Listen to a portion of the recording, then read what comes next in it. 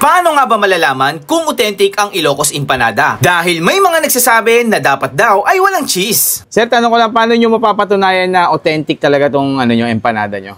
Actually, marami na rin pong nagpatunay na kumain sa akin ng mga taga Ilocos na dumayo dito na hindi naman talaga siya nalalayo sa lasa ng Ilocos Empanada sa Ilocos. At alam nyo ba guys na meron kayong 6 na pagpipilian sa kanilang mga empanada? Pero yung pinakamura nyo, sir, magkano? 50 pesos parang longganisa. Okay yung po. 60 kompleto. So yun mga ka-food trip, sakto may nakita tayo dito Ilocos Empanada. Hello po, sir. Hello po. Sir, ano ba pangalan nyo, sir? Ako po si Resty, ang may-ari po ng Resty's Ilocos Empanada. Yan, sir. Ilang klase, sir, yung nyo, sir, yung empanada? 6 variant po siya. Regular, special with cheese, double longganisa, overload with cheese. Overload with cheese. Yung pinaka sir, yung overload, yung overload with cheese po, yung 2 times meat, 2 times veggies, 2 times cheese. Parang, pang ilang tao yan, sir? Depende po minsan may nakakadalawang overload po Talaga? Isang Opo, tao, dalawang overload? Opo. Sige nga, sir, try ko nga yun, sir. Magkano po yung ganun, yung pinaka? 120 po yung overload with cheese. Then kung walang cheese, 100 lang. Taga Ilocos ka talaga, sir? Yung tita po namin. Na nagturo sa inyo, sir, paggawa niya. Siya po ang nagturo sa akin dito. So, ano yung unang nilagay, sir? Ito po ay ang papaya with munggo. Papaya with munggo, tas dalawang itlog. Dalawang itlog. Okay. Ito po yung homemade na longganisa. Ito, okay. So, galing pa ng yan, sir? Ng Ilocos o kayo mismo kami dito? po mismo nagagawa. Okay po.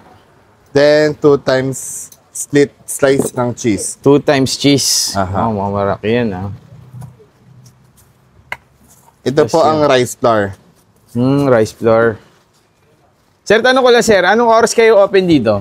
9 a.m. till 6 p.m. po. Kaso minsan hindi na po umaabot ng 6 p.m. Hindi na rin. Sir, paggawa nga rin ako, sir, nung regular. Okay lang. Regular, special. Yung pinakamura, sir, para mapakita rin natin yung difference.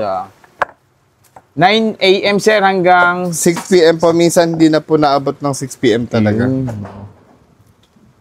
Tapos ito yung 55 pesos, sir, no? 50 pesos po. 50 pesos lang. So, papaya, egg, tsaka papaya ng ano na ba? Yan na so, po meron din sila, guys, yung pinakamahal nila is, magkano nga, sir? 120 po. 120. Ito naman yung pinakamura nila, 50 pesos. So, try din natin yan. Ito, basic lang, sir. Papaya, itlog lang, no? Apo. So, ganun lang. Ayun, sinalang na ni sir. Sir, exact location na lang, sir. Saan po ba matatagpuan ito? 024 San Francisco Street, Poblacion 2, Tansa, Cavite. Tansa, Cavite. Dito po sa Tansa Loob. Tagal na kayo dito, sir? 6 years na po. 6 years na. Talaga nakita ko, sir, mga pumupunta dito, mga nakamotor pa, no? Opo. Mga dumadayo. Opo. Since 2018 po. Delivery, sir, nag-ano rin kayo? Marami po. Marami din. Ay, doon kayo malakas. Opo. Mas malakas talaga sa online. Sa online talaga, no? Kasi although Manila na nakakarating na Paano pala maka-order, sir, sa online? Check nyo po yung page naming Resty's Ilocos Empanada. Doon lang po mag-PM. Wala pa isa Grab and Wala pa po. Bayadalan mo po tayo. So guys, ito yung nila. Ito yung pagpipilian nyo dito. Ayan. Kung gusto nyo. Regular 50, special with cheese, double longganisa, overload, tsaka overload with cheese.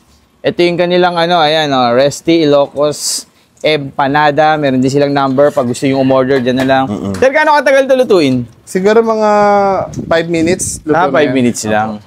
So, kada order, sir, doon lang kayo gumagawa? Made to order po talaga. Yun ang maganda, no? Bagong luto talaga. Sir, tanong ko lang, pag niluluto pala, sir, halos pare-parehas lang. Buti hindi kayo nalilito dyan?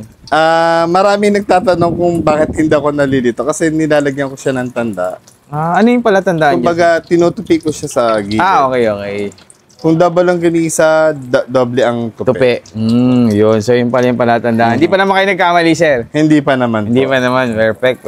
Okay. Hintayin natin, guys. Mga 5 minutes maluluto ito. Balikan natin yan. So, yung mga ka-food trip, bago tayo magtikiman time, syempre kasama pa rin natin yung ating rice coffee na Grain Smart. Ayan.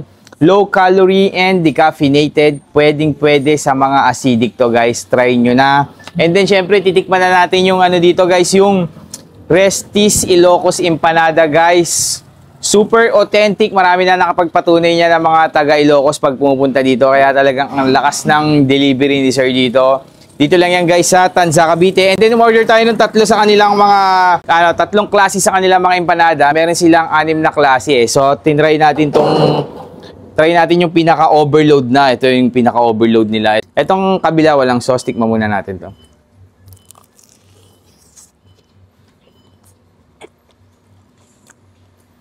Pangalawang beses ko pa lang nakatikim ng ng empanada, guys. Sarap na to. Wow. Panalo. Parang kaya kong ubusin, guys, yung isang gantong overload. Pero kung medyo mahina-hina kayo kumain, kasya na to sa inyo, sharing na. Nalo.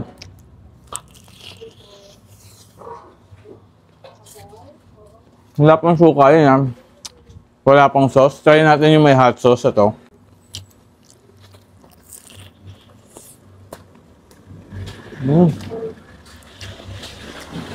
Sarap. May sauce o wala, parehas masarap, guys, yan. Tapos try natin yung may suka, ayan.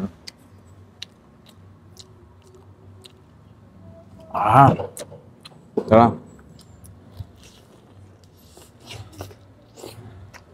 Guys, parang hindi na tikiman time to. Kinain ko na talaga, sorry. Ang sarap kasi.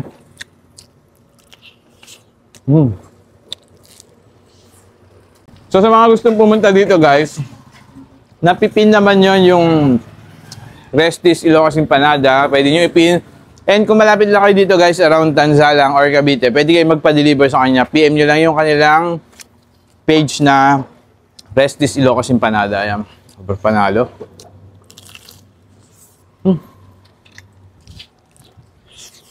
So guys, ang sarap din ng suka nila. Homemade lang din. Tsaka yung kanilang longganisa, homemade lang din nila.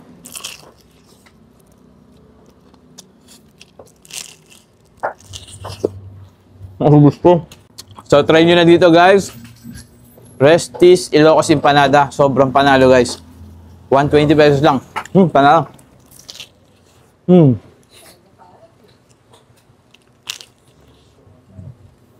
Naubos ko na.